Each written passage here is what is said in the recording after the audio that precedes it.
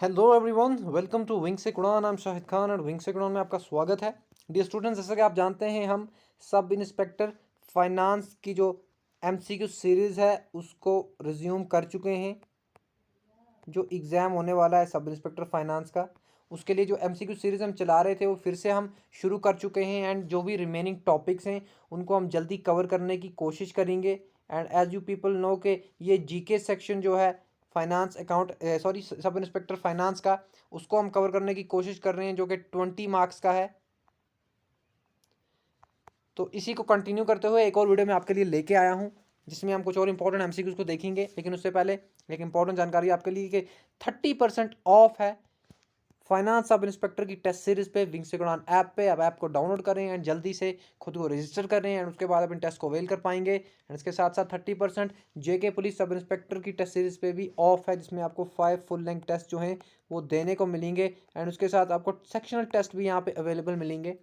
इसके साथ साथ फ्रेश बैचेस जो हैं वो शुरू हो रहे हैं, जूनियर असिस्टेंट एंड बाकी सारे एग्जाम्स जो अपकमिंग एग्जाम्स हैं जेके एसएसबी के। तो आप दिए गए नंबर्स पे कांटेक्ट करें एंड खुद को रजिस्टर करें। ये बैचेस जो होंगे ये ऑफलाइन भी होंगे एंड ऑनलाइन भी होंगे। तो आपको जिस तरह से सूटेबल एंड कन्वीनियंट लगता है आप उस तरह से ये कोचिंग कर सकते हैं, घर बैठे भी कर सकते हैं। तो चलिए चलते हैं आज के हम क्वेश्चंस पे। तो जैसा कि आप स्क्रीन देख पा रहे हैं, हम डिस्कस कर रहे हैं लैंग्वेज एंड कल्चर। ये हमारा सब इंस्पेक्टर फाइनेंस के जीके पोर्शन में एक अलग से टॉपिक दिया गया है। इस पे हम ऑलरेडी पार्ट ए जो है वो डिस्कस कर चुके हैं एंड ये इसका पार्ट बी होगा एंड इसमें ही इसको मैं कंक्लूड करूंगा। एंड मैंने जितनी भी इंपॉर्टेंट चीज़ें थी लैंग्वेज के रिगार्डिंग वो हम डिस्कस मैं आपको बता दूंगा। एंड कल्चर हम ऑलरेडी डिस्कस कर चुके हैं। अगर आप चाहते हैं कि कल्चर पे और एमसीक्यूज लाए जाएँ तो आप बताएं कमेंट सेक्शन में। तो चलिए चलते हैं आज के पहले क्वेश्चन पे। लास्ट टाइम हमने 15th क्वेश्चन तक डिस्कशन की थी। तो ये हमारा क्वेश्चन नंबर 16।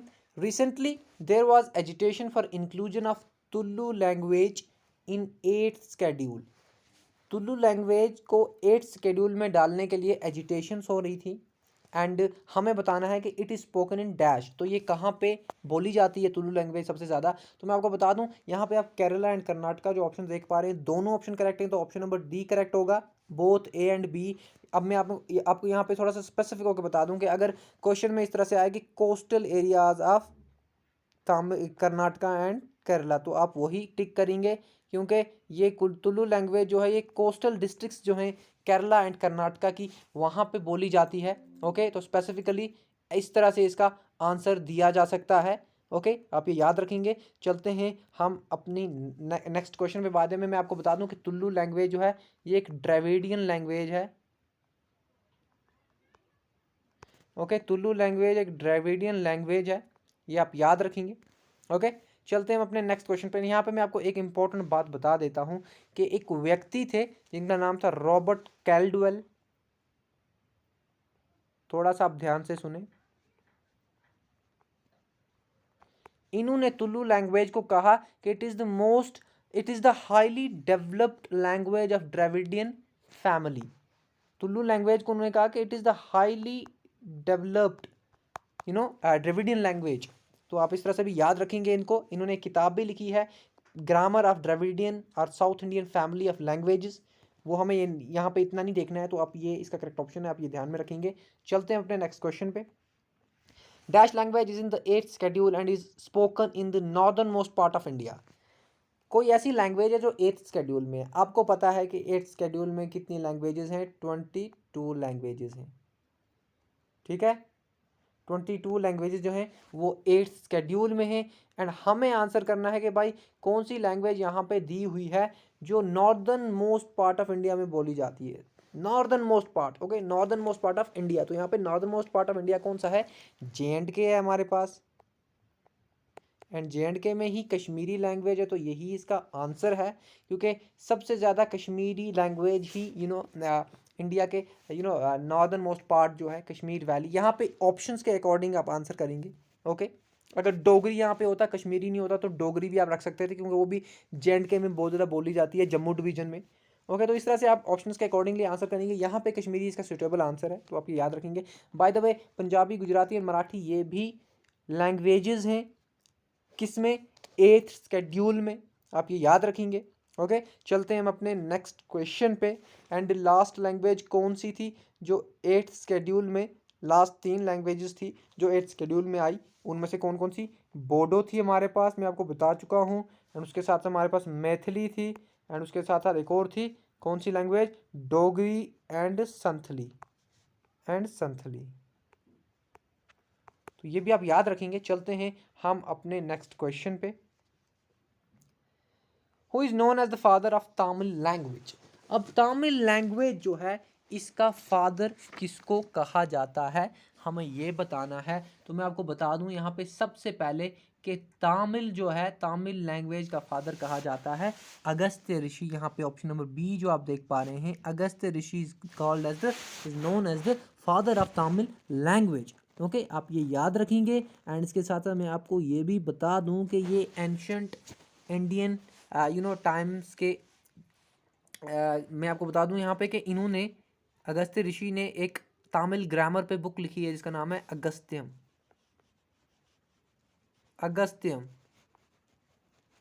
अगस्त्यम इन्होंने एक तमिल ग्रामर पे बुक लिखी है, ये आप याद रखेंगे, तमिल ग्रामर, ये आप याद रखेंगे। तो ये था इसका करेक्ट ऑप्शन। एंड इसके साथ साथ अगर मैं आपको एक और बात बता दूं यहाँ पे पाणिनि जो आप ये देख पा रहे हैं, मैं आपको कल ऑलरेडी बता चुका हूं कि इनको फादर ऑफ इंडियन लिंग्विस्टिक कहा जाता है, इंडियन लिंग्विस्टिक्स का फादर कहा जाता है इनको। ओके, ये आप याद रखेंगे, फादर ऑफ इंडियन लिंग्विस्टिक्स। इन्होंने क्या किया, इन्होंने संस्कृत ग्रामर पे एक ट्रीटी लिखी, एक बुक लिखी जिसका नाम इन्होंने रखा अष्टधावी। ओके, अष्टधावी, ये आप रखेंगे याद। चलते हैं हम अपने नेक्स्ट क्वेश्चन पे।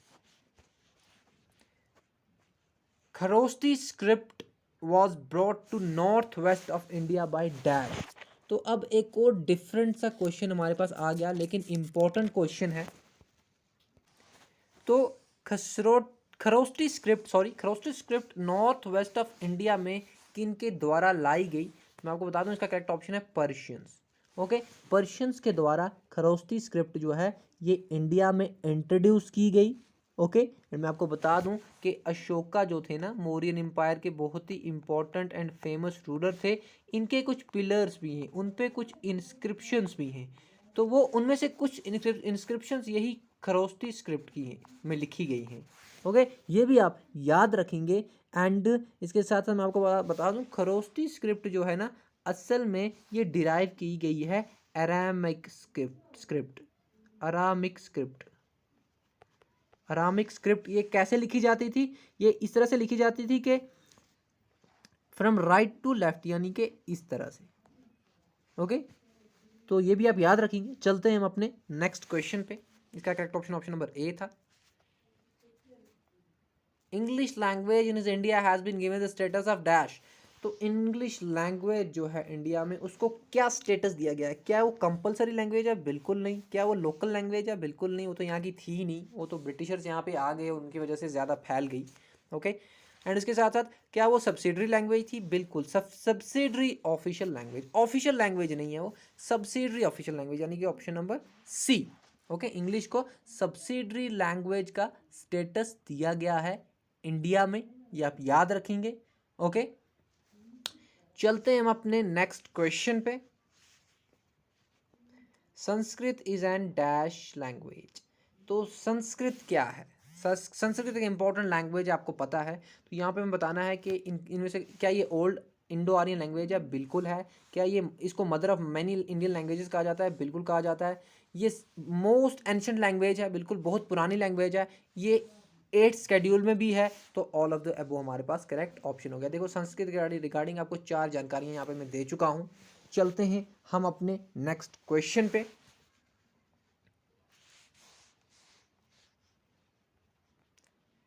Konkani, Manipuri and Nepali were added in 8th schedule by dash.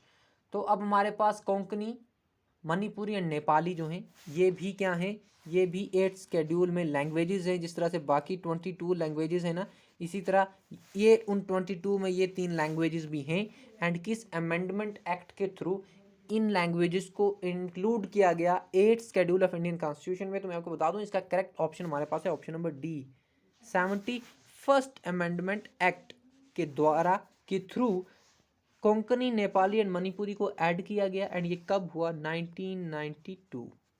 1992 में through 71st amendment act Konkani, Manipuri and Nepali were included in the 8th schedule of Indian constitution. ये आप रखेंगे याद। चलते हैं हम अपने नेक्स्ट क्वेश्चन पे। बाय द वे 73rd से पंचायत राज आया है, ओके, लोकल गवर्नमेंट, ये आप याद रखेंगे। एंड 74 से म्यूनिसिपैलिटीज़ आई हैं। जो एसआई की तैयारी कर रहे हैं पुलिस की, उसमें से इंडियन कॉन्स्टिट्यूशन है, काफ़ी सारा सिलेबस है, तो ये दो आपको कनेक्ट हो रहे होंगे। तो चलते हैं हम अपने नेक्स्ट क्वेश्चन पे। 23 हमारे पास है, dash is the probability that the two people selected from the population at random will have different mother tongue. तो अब यहाँ पे क्या है कि कोई चीज़ है, यहाँ पे इंडेक्सेस वगैरह हैं, तो इनमें से कोई एक ऑप्शन ऐसा भी है जो प्रोबेबिलिटी बताता है कि अगर दो लोग हों, उनको रैंडमली हम सेलेक्ट करें, तो उनकी मदर टंग्स जो होंगी वो डिफरेंट होंगी, उनकी मदर टंग्स डिफरेंट होंगी। तो इसको क्या कहते हैं असल में? तो मैं आपको बता दूं, यहाँ पे इसका करेक्ट ऑप्शन जो है वो होगा ऑप्शन नंबर डी, जो है linguistics diversity index. Okay, linguistics diversity index जो है यही बताता है प्रोबेबिलिटी कि अगर रैंडम दो लोगों को हम सिलेक्ट करें तो उनकी मदर टंग्स जो होंगी वो डिफरेंट होंगी।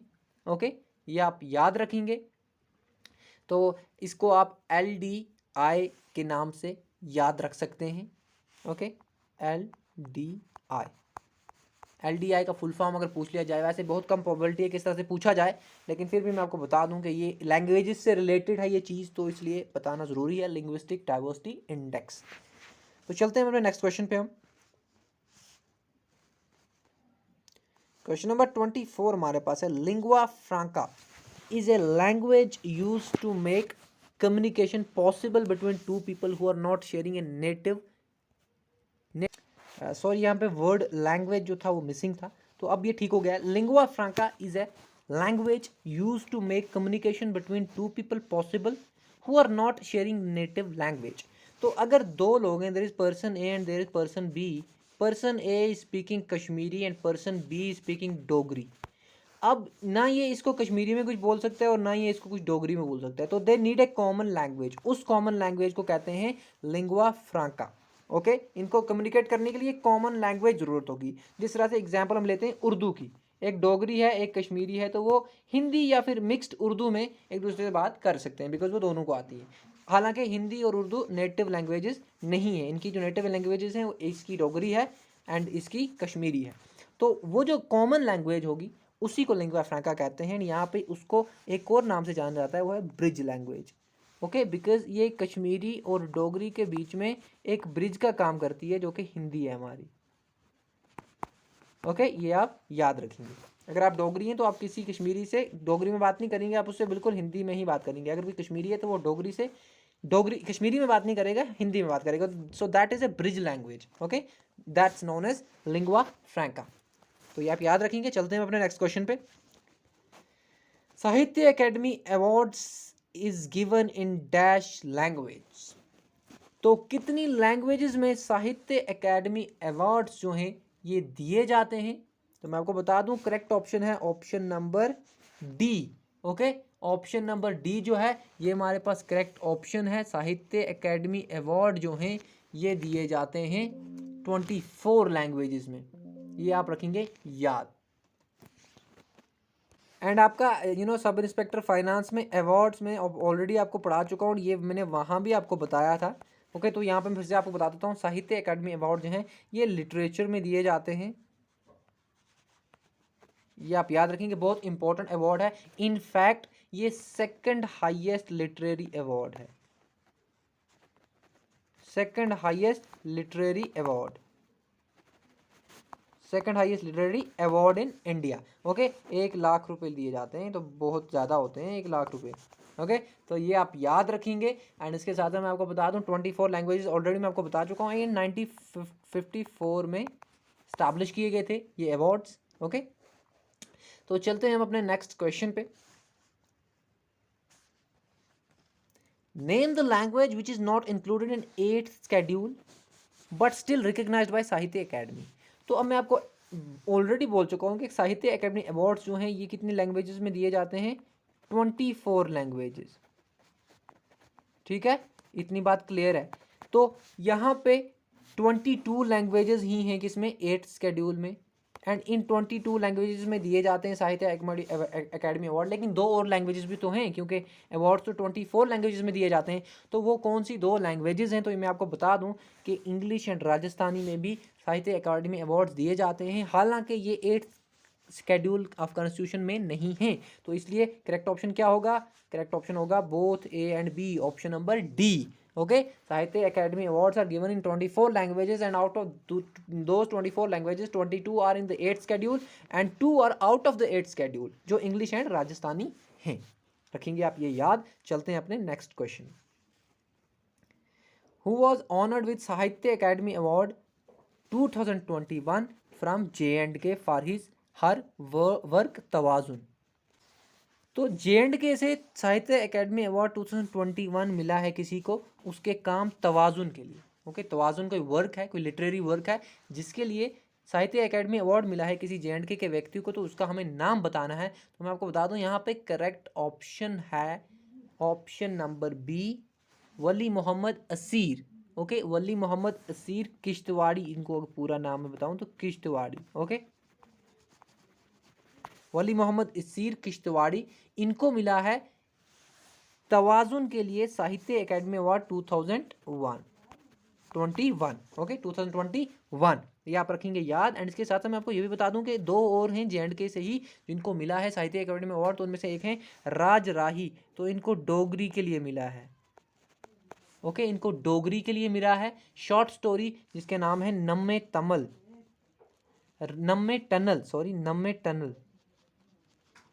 जिस तरह से भी आप इसको प्रोनाउंसिएट करें, तो राज राही को इसमें मिला है। एंड जो खालिद हुसैन हमारे हैं, इनको मिला है सुल्ला दा सालन।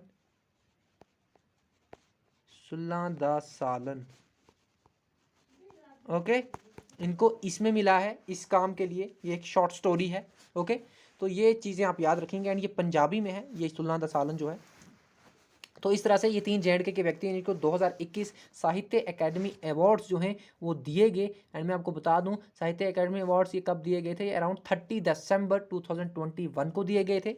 ओके, ये इंपॉर्टेंट नहीं है, इंपॉर्टेंट है कि ये नॉलेज जो है इसके रिगार्डिंग कि किसको किस में दिया गया है। ओके, एंड ये 3 J&K से तो बहुत इंपॉर्टेंट हो जाते हैं करंट अफेयर्स के पर्सपेक्टिव से भी, तो आप ये याद रखेंगे। चलते हैं अपने नेक्स्ट क्वेश्चन पे। In which schedule the demand for including Chhattisgarhi was raised in Rajya Sabha recently? Rajya Sabha आपको पता है पार्लियामेंट का अपर हाउस है। JKPSI वालों को तो पता होगा, उन्होंने पढ़ा होगा, अपर हाउस ऑफ पार्लियामेंट है ये राज्यसभा। एंड राज्यसभा में एक डिमांड की गई छत्तीसगढ़ी को किस शेड्यूल में रखने की, तो ये बिल्कुल 8th शेड्यूल में रखने की बात की है। ओके, जब भी आपको पता चले कि किसी लैंग्वेज को किसी शेड्यूल में रखा जा रहा है, तो वो 8th शेड्यूल ही होगा, क्योंकि इसी में लैंग्वेजेस हैं। एंड अभी तक तो 22 हैं, आगे जाके शायद और हो जाएँ, तुल्लू भी शायद हो जाए एंड शायद छत्तीसगढ़ी भी हो जाए। तो फिलहाल आप 8th शेड्यूल याद रखेंगे। ओके, ये थी सारी जानकारी किसके रिगार्डिंग, जो हमारा लैंग्वेजेस का टॉपिक था, लैंग्वेजेस एंड कल्चर। ओके, इसके बाद जितने भी और टॉपिक्स हैं उन पे भी हम क्या है MCQs लेके आएंगे और सारी चीज़ें हम कवर करेंगे। ओके,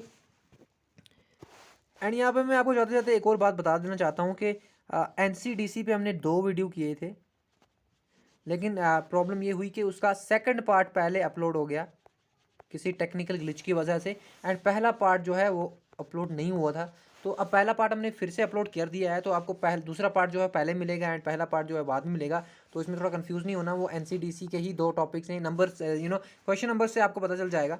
एंड इसके साथ साथ मैंने जब सस्टेनेबल डेवलपमेंट गोल्स का आपको बताया, तो मैंने जब मैंने फ्रंट रनर की बात की, तो फ्रंट रनर में मैंने जल्दी में आपको बोल दिया कि इट इज़ फ्राम 65 to 69, लेकिन ये नहीं है, it is from 65 to 99 front runner. Okay, तो ये आप याद रखेंगे, फ्रॉम 65 to 99 पॉइंट्स में जो भी आता है उसको फ्रंट रनर कहते हैं। तो ये मैं आपको वहाँ पे बस करेक्ट करना चाह रहा था। एंड इसके साथ साथ अभी जो भी टॉपिक्स रिमेनिंग है, जिस तरह से हमारे पास अभी क्रॉप्स का टॉपिक जो है वो रिमेनिंग है, हालांकि रणधीर सर वो करा चुके हैं, लेकिन देखते हैं हम उसको, अगर कुछ बचा होगा तो हम उसमें ज़रूर करेंगे। एंड इसके साथ साथ हमारे पास एटॉमिक रिसर्च प्रोग्राम है वो भी हम आने वाले दिनों में कवर करेंगे। हो सकता है अगला जो टॉपिक हो वो यही हो। ओके, एंड बाकी के कुछ जीके पोर्शन में इकोनॉमिक्स के टॉपिक हैं। ओके, इकोनॉमिक्स के टॉपिक हैं तो उसके लिए आपको शोएब सर की जो इकोनॉमिक्स वाली सीरीज़ है वो ज़रूर देखें आप। ओके, तो बाकी सारी चीज़ें तो हम ऑलरेडी कवर कर चुके हैं। एग्रीकल्चर एंड इंडस्ट्रियल डेवलपमेंट जो है उसको भी हम कवर करेंगे, एंड इंडस्ट्रियल डेवलपमेंट। ओके, तो ये सारी चीज़ें मैं आपको कवर करवा दूंगा एग्ज़ाम से पहले ही। Okay, till then good bye, take care, and पढ़ते रहें। एंड अच्छा लगे तो आप कमेंट ज़रूर करें। ओके, एंड बाकी आप मेहनत करें, फिर देखते हैं एग्ज़ाम कैसा रहता है। तो till then good bye, take care, and see you in next lecture. Thank you so much for watching wing से उड़ान। Good bye and take care.